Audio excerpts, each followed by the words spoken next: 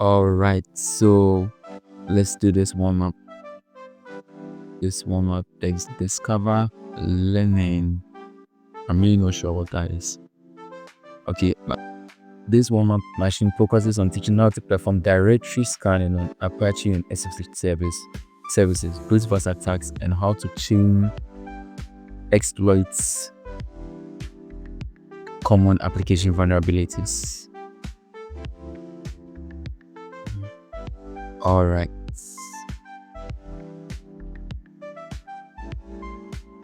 So now that we've started a service, to wait for it to completely put up. Now, I'll say once again, if you are using your own machine, you're using a virtual machine, make sure you connect via the VPN.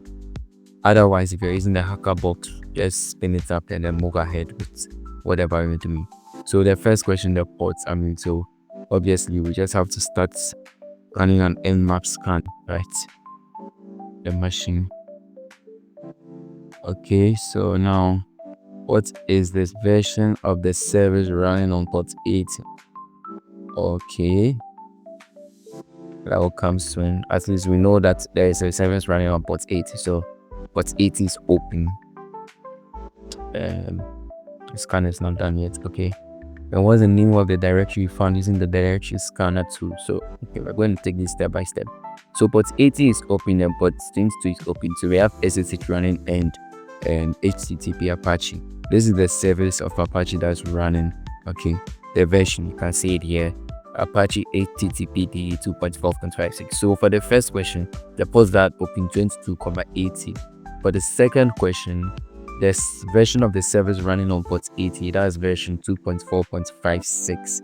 A third question, the name of the directory found using the directory scanner tool. So first of all, let me just mention that since we can see here that it's port 80, right, is available, which is running an HTTP service, all we can do is we can try to visit the web page. Okay, so we can try to visit the web page here and we see the default web page for Apache.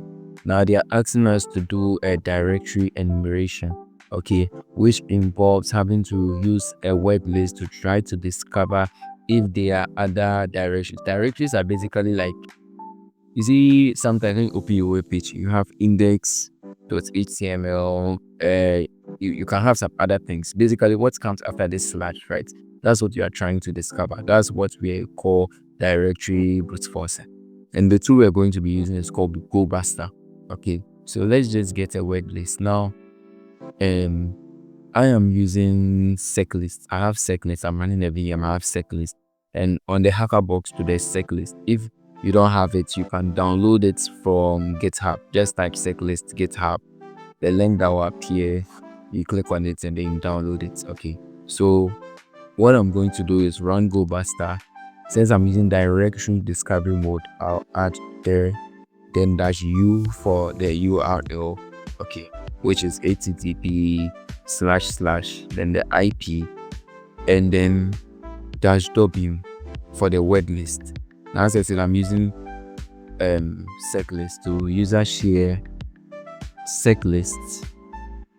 For SecList, we have discovery. I'm doing discovery, so we'll go to discovery, we'll go to web content, and under web content there are lots of possibilities. So there's directory lists 1.0. we're going to use that first to try to discover any directories. If after running this we don't discover any directories, we'll try a different word list. Okay, so that's basically how this works. So I'm going to pause the video till this enumeration is done. So looking at the rate at which this is going is going to take a very long time. So instead of starting with the directory list one, I'm going to start with, there's another word list called common, okay, which has a few directories, right? But it has the common ones basically. So we are going to use that one. It's in the same location as the directory list. Okay, so you just change it from directory list 1.0 to common.txt, and it will run that instead. So you see immediately we are discovering some common ones like the ht access, hta, ht password. Okay, so let's wait for it to finish directory enumeration. Whilst it's working on that, let me see. It says, what's the name of the directory you found using the directory scanner tool? Okay. So this good. So now we found a directory. So this is a directory, the file manager. So let's see. Let me click on that. Perfect. So we have a file manager directory. So the answer to this question, the name of the directory we found using the directory scanner tool is file manager. So this was the username password used to log into file manager. So now this is file manager. It's called tiny file manager. Okay. So the first thing we can do is to check if tiny file manager has any default credentials that it runs with. Okay. If it doesn't, then maybe we can try to brute force some credentials. So tiny file manager, I'm seeing admin at 123, at 123, user 124. Let's open this tab. Tiny file manager default credentials. Okay, check this.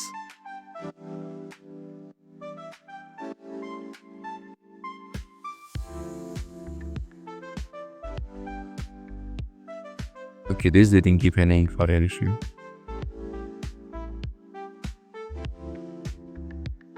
Default credentials, admin at 123.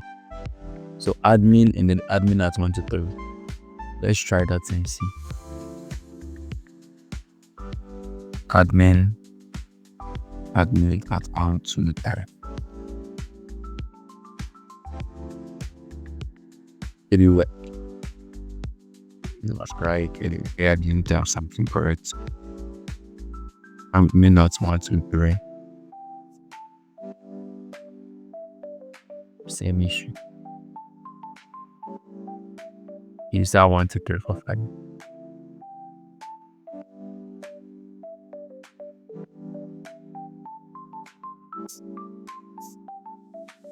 Okay, done. Alright, so that's simple. Just a quick search and then we found it. So the username password is user:12345. What's the last username added to the computer? That's easy. So we can just go to Etsy. So when you log into usually a machine that's running Linux, you can see the users that's on the machine by checking the Etsy password file. So when we go to Etsy, right, there's a file called password, PASSWD. So we can go there, publish that file. Where is it? Etsy password. Yeah, this is it. So we can open the password file and we can see the last user is Rock. So now we know that there's a user on this machine called Rock. Okay, that's good. So we know his username, just to know his password. The last username added to the computer is Rock. Now this was the password of user Rock. Now what we can do is, if we could have access to the shadow file, we can date the hash of a password and try to crack it. So we can start with that. We can go to Etsy and we can check the shadow file. Okay. Now the shadow file doesn't reveal its contents. So meaning that that page is cancelled out. But we can try another attack. Since we know that this room is trying to test brute force and we know that SSH is running on this service, we can try to brute force the SSH credentials using Hydra. Okay, so we can try using Hydra. We already know the user we want to use, so we don't need to use a list. -L rock, then -p, we pass in a list of the passwords. So I said I'm using cyclist, so user cyclist. Let me see. So we'll be using passwords.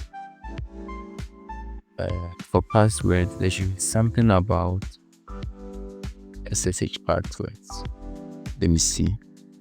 Okay. LS user share word list. No, cyclist.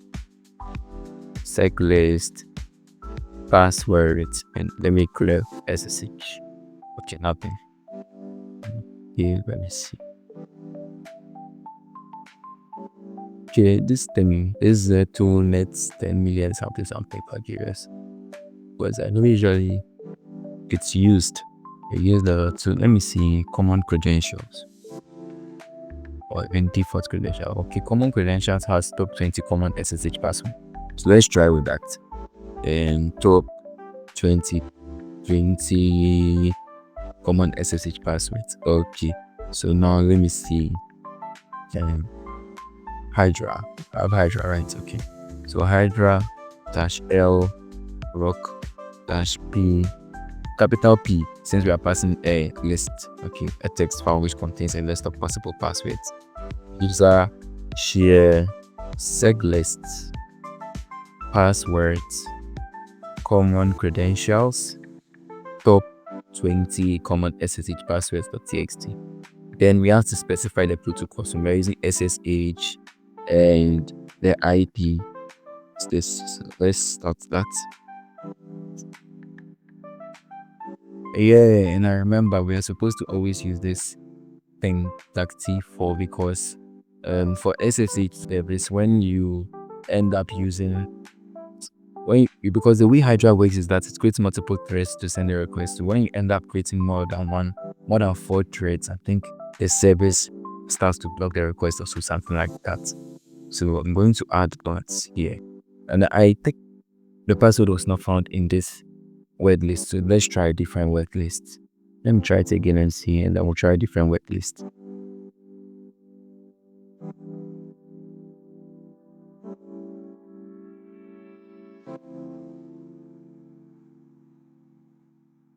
Okay, let's use rockq. Yeah. So we'll use rockq.txt. That's like the go-to word list file when it comes to brute forcing passwords. So we'll use rockq.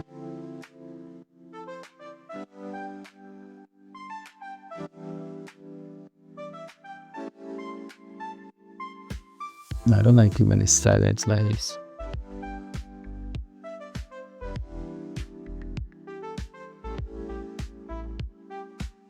Is it rockq is really going to accept? Okay, so it didn't find any password. No problem. So use rockq. That's user share word list rockq. Okay, and I want some tables.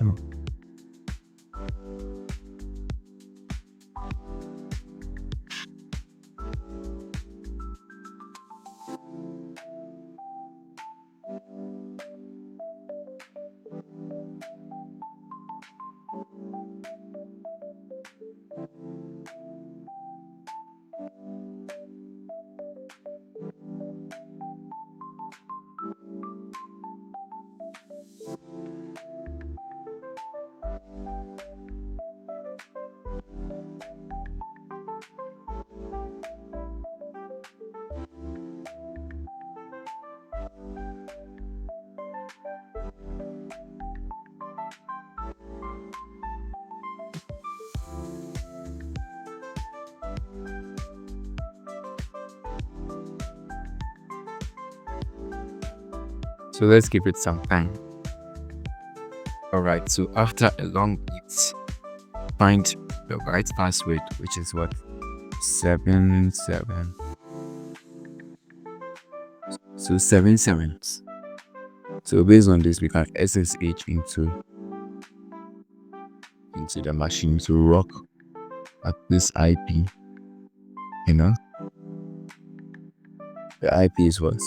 172.20.23.160. The password is 123456. 7 sevens, and it works BFI. Who am I? So that's the password for the user rock. What's the first command executed by user rock? That we can do by checking the bash history.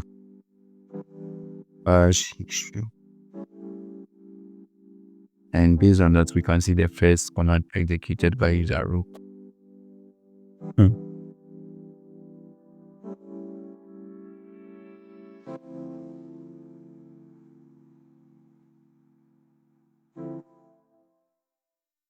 That's this.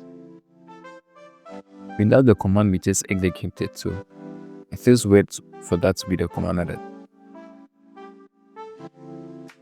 doesn't make a lot of sense. But I think this is it. Yeah, so, but basically, to check the latest command, you just check the history. The history will reveal to you the latest command that the person ran was. But I think you can even type history as well to check. Yeah, so this is it. This is the command. The first command executed. Yeah, as it. This is the first command.